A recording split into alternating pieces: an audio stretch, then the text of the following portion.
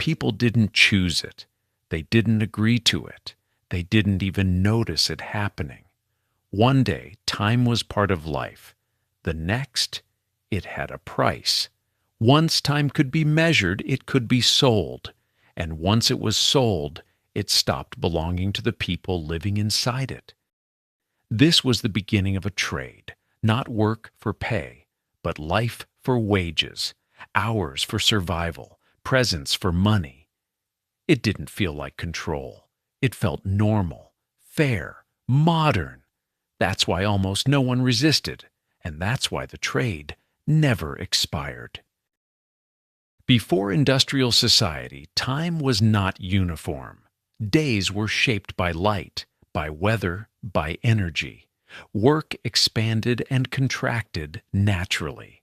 A task ended when it was finished, not when a number was reached. People rested without guilt. They worked without clocks. Even when timekeeping existed, it did not command behavior. Clocks helped coordination. They did not define value. But machines changed this relationship completely. Machines do not adapt to human rhythm.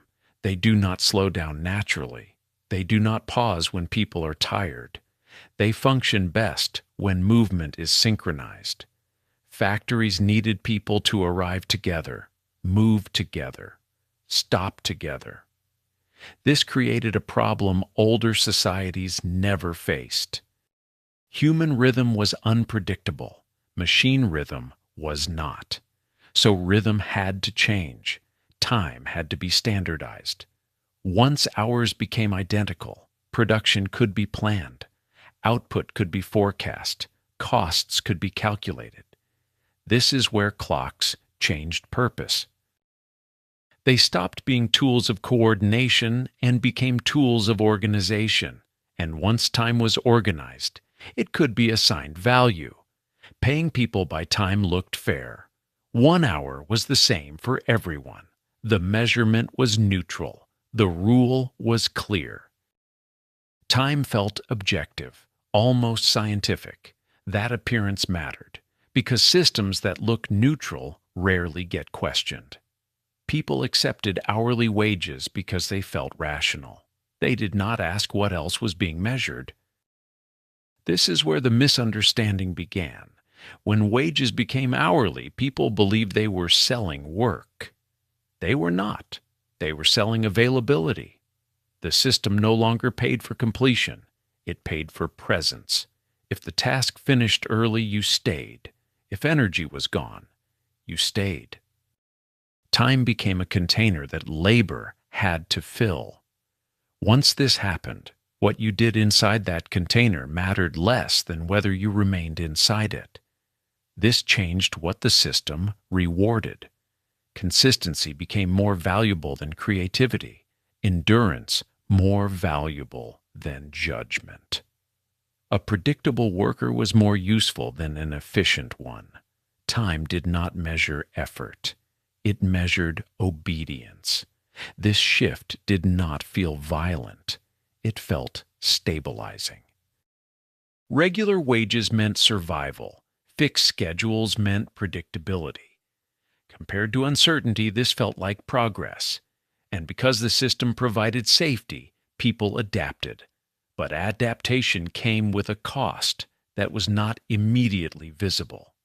Once time was sold, it no longer belonged to the person selling it. It belonged to the system buying it. And systems do not purchase freedom. They purchase control. Once time proved it could organize factories, it spread outward. Schools adopted schedules, governments adopted deadlines, institutions adopted fixed hours. Schools did not just teach information, they taught timing. Classes began at the bell, ended at the bell, moved at the bell. The bell replaced instinct.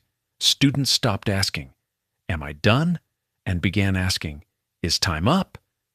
This mattered deeply. Discipline no longer came from authority. It came from the schedule. No one had to give orders. Time did.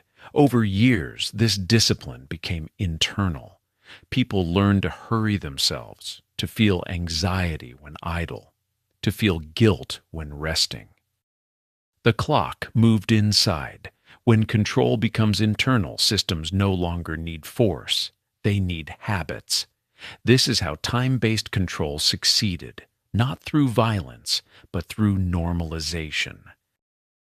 By this point, time-based systems were no longer optional.